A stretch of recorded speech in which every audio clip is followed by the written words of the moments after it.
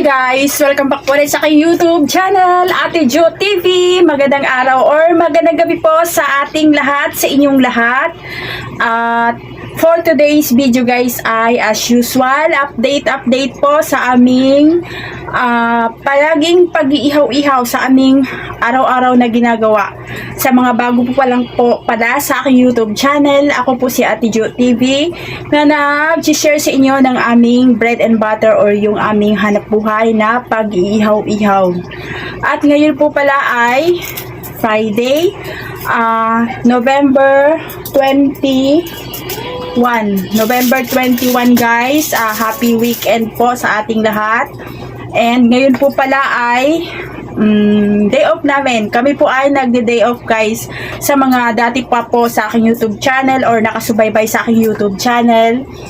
Sa sinasabi ko nga po, sa loob ng isang linggo, minsan 2 beses po kami nagde-day off kasi po sa sobrang pagod. Nag-day off po kami nung Monday, tapos ngayon po nag-day off din po kami para bukas, maghahanda tayo para bukas. Dahil po, ang Saturday at Sunday, yun po yung malakas namin na araw. Kaya po, hindi rin masasabing day off kasi may ginagawa pa rin kami. At yun nga po, pagkasanay ka na may ginagawa, ayun, parang nakakaano din guys pag lagi na lang nakahiga. Kaya yun, galaw-galaw naman tayo. Galaw-galaw pa rin. Kaya ito po, isi-share ko sa inyo, gumagawa po ako ngayon. Time check po pala is 9:45. 9:45 na po ng gabi. At ayun, kanina medyo nagpahinga ako, tapos ngayon tayo gagalaw kung kailan gabi na. Kasi sanay po yung oras, yung mata ko guys na gabi na natutulog, minsan 12 na, ganun po. Kaya ngayon medyo maaga pa po para sa akin, gumagawa po ako ng boneless na bangus guys. Sa aking YouTube channel, sinishare ko din po kung paano din po ito gagawin, yung aming boneless bangus. Ayun, gumagawa ako guys. Ayan siya, na boneless na rin siya, na boneless ko na. Check nyo po pala sa aking YouTube channel, sinishare ko po kung paano po. Ako rin po yung nagbo-boneless nito. At ako rin po yung nagtitimpla. Ayun po, tapos shoutout pala ka sa aking suki kay Kuya Jimboy at kay Kuya Joe Official. Sila po yung aking mababait na suki na binibilhan ko po ng aming bangus na paninda. Imbis na doon kami sa Malabon or sa Navotas bibili, meron po kami suki dito na binibigyan kami ng discount para hindi na po kami pupunta sa Malabon. Kasi po medyo malayo po dito sa amin yon. Madali lang naman siya kasi may motor, pero sayang din po yung oras namin na pupunta doon. Tapos ayun, buti na lang si Kuya Joe at saka si Kuya Jimboy, sila po yung aking suki na nagbibigay ng discount sa bangus. Ayan, shoutout po sa inyo, sa aking mababait na suki sa bangus. Tapos ito po, meron na akong yung palaman ng ating bangus, boneless, kamatis sa sibuyas. Medyo mahal ang kamatis sa sibuyas ngayon, kaya ayun, wala pa rin tayong choice guys. Kailangan pa rin natin lagay. Kaya bawas-bawasan na lang natin. Kasi ito, na boneless ko na po. Bangus po ito na dagupan. Ayan siya guys. Oh. Malalaman mo po pagka dagupan yung bangus kasi po, gray po yung, parang black or gray po yung gilid niya.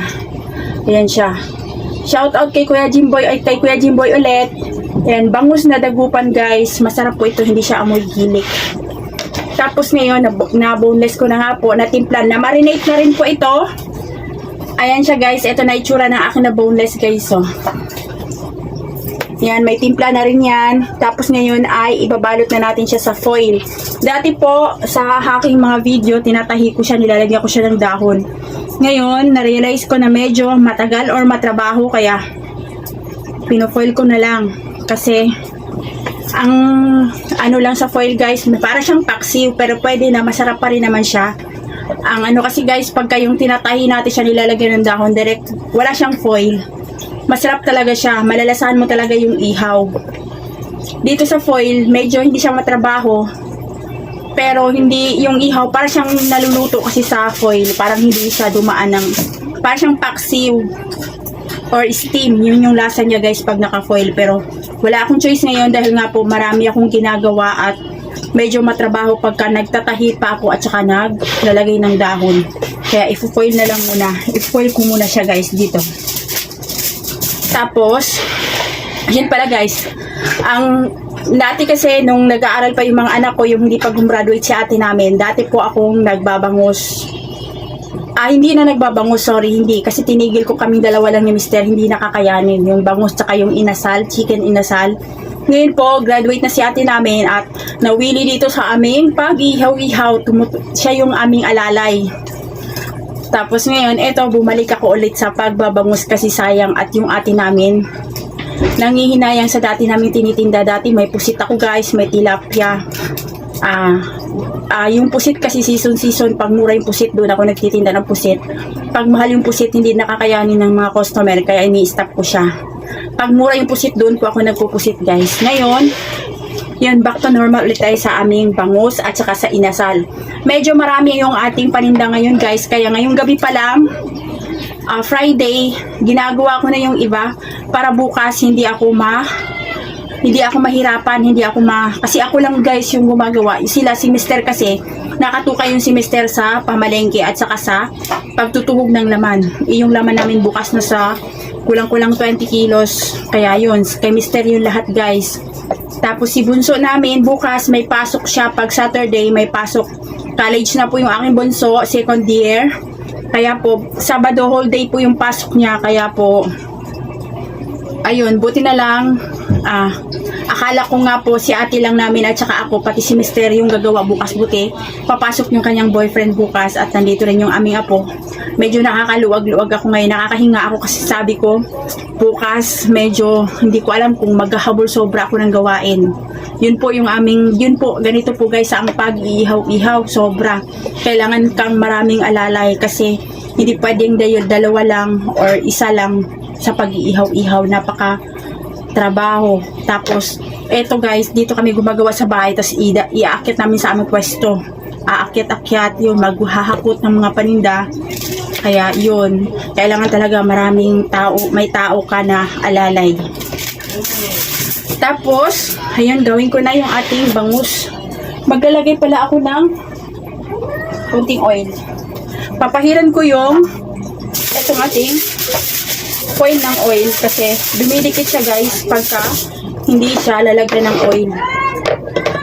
Dito ko na din direkta guys, malinis po yung ating lamesa. Naka-foil naman siya, tapos ganito lang yung aking ginagawa. Malinis na rin po yung aking kamay, nagbuhugas po ako guys. Tapos ipapahid lang natin, ikakalat lang natin yung, nakikita nyo ba yung aking ginagawa? Ikakalat lang natin yung oil, cooking oil. Tapos ito yung bangus na aking na boneless. Pagka ipo-foil po natin guys, kailangan kakaliskisan natin para hindi kasi nasusunog yung kaliskis pagka hindi natin siya kinakaliskisan pag naka-foil. Pero pag hindi natin siya i-foil, yung pinapakita ko po sa inyo yung mga video dyan, hindi siya kinakaliskisan pag hindi po naka-foil. Hindi ko siya kinakaliskisan. Pero pag naka-foil, kailangan natin siyang kaliskisan guys. Tapos ito yung ating palaman. May timpla na rin na ito guys. Inimplahan ko na. Pati yung ating bangus nakatimpla na. Para malasa talaga siya. Ganun po yung aking ginagawa guys. Timplado yung bangus. Tansyahin na lang natin sa pagtitimpla. Para manuot talaga yung lasa. May timpla din yung ating sibuyas at saka kamatis. Asin at saka pamintang powder. Tapos ngayon ibabalot na natin. Pakita ko sa inyo yung ating pagbabalot. Mas madali kasi ito guys, yung ganito, yung i-foil mo lang. Babalot mo lang siya. Katulad dati trabaho ko na aanuhin mo siya yung tatahi. Ngayon ito, balot lang. Simple lang. Medyo mahal na yung bangus ngayon guys. Shout out pala ulit sa aking suki kay Kuya Jo. Kay Kuya Jimboy at saka kay Kuya Jo. Medyo nakakamura tayo ng kuha sa bangus.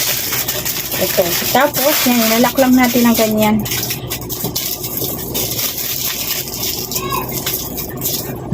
Ito yung ating yun siya guys. Hindi ko masyadong naayos pag-cut yung foil.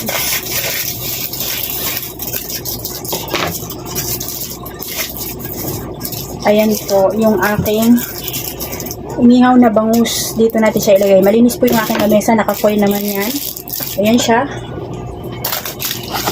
Ganyan lang po. At ginagawa ko na nga po ulit ngayon para bukas hindi tayo mahirapan. Yun lang guys. Tapos update ko kayo bukas kung ano yung ating pag-iihaw-ihaw. Ulitin ko po sa mga bago pa lang po sa aking YouTube channel. Pasensya na po pala kayo sa kalat. Ako po ay nag-share ng aming hanap buhay ng pag-iihaw-ihaw. Check nyo po sa aking YouTube channel. Nandyan po lahat. Sinishare ko po sa mga may comment, hindi ko na ano, may nagtanong pala na gustong magpa-guide. Pasensya na po kayo sir. Hindi ko kayo maiga-guide, tsaka hindi naman po ako expert. Bali, sinishare ko lang po kung ano po yung aming experience dito sa pag-iihaw-ihaw at nawa po nakapagbigay ako sa inyo ng idea at tips sa inyo po. Check nyo na lang po sa YouTube channel. Sir, ilalagay ko po sa description box, dito sa ibabaw yung pangalan niya, yung comment niya, na gusto niyang magpa-guide sa pag-iihaw-ihaw. Hindi po ako expert. Bali, sinishare ko lang po sa inyo yung aming mga experience para kahit papano po makapagbigay naman sa inyo ng idea. At kung gusto nyo po ulit, i-check nyo na lang po dyan sa aking YouTube channel. Lahat po itong mga ihaw-ihaw namin, sinishare ko po kung paano ko po ginagawa, kung paano ko po nililinis, lahat-lahat po sa aking sauce at sa aking mga suka, yung aming mga panimpla. Ayan po, check nyo po. Maraming salamat po sa inyong patuloy na panunood at suporta sa aking YouTube channel. Thank you so much guys. At ako po pala ay 22,000 subscriber na po. Thank you so much po sa inyo. Hindi ko po ina-expect na aabot pa ako sa ganito, sa 22. Sobra. Kasi dati guys, makuha ko lang yung monetization, yung 1K na tuwang-tuwa na ako. Ngayon hindi ko ina-expect na nasa 22,000 subscribers na po pala ako. Sobrang thank you po sa inyo. Sobra. At salamat din po sa mga hindi nyo pag-skip ng ads. Mababa man po yung aking views, pero yung aking revenue kahit papano hindi paganong bumababa. Thank you so much po. Malaking tulong po ang hindi nyo pag-skip ng ads guys. At nawa po nakapagbigay din ako sa inyo ng tips. Hindi naman po tayo perfect guys. Hindi po ako perfecto dito sa aking ginagawa. Wala naman pong perfecto sa akin. Pero ang importante po sa akin, taos po sa puso ko ang pag-share sa inyo ng aking nalalaman at yung aming na-experience dito sa pag-ihaw-ihaw. Ayan po. Para lahat po tayo ay merong, lalo na po sa gustong negosyo ng ihaw-ihaw. Makapagbigay po ako sa inyo ng tips at idea kung paano po ito ginagawa. Ayan po, ulitin ko po. Salamat ulit. Thank you so much and God bless po sa ating lahat. At ayun, i-update ko kayo bukas kung ano po yung itsura natin. Bukas sa pagsasabado po pala, yun po yung medyo malaki yung aming puhunan at ayun po yung aming mabentang araw, Sabado at saka Linggo. Ito na po siya guys, yung ating boneless, overloaded na bangus. Ako lang po yung nag-boneless. Ayan po guys, para makales po tayo ng gastos. Kasi sa ano guys, kailangan kasi dito kasi sa pagtitinda, kailangan may suki ka. Tapos kung wala ka namang suki, kasi yung minsan din naman lahat merong ano na hindi sakto yung timbang.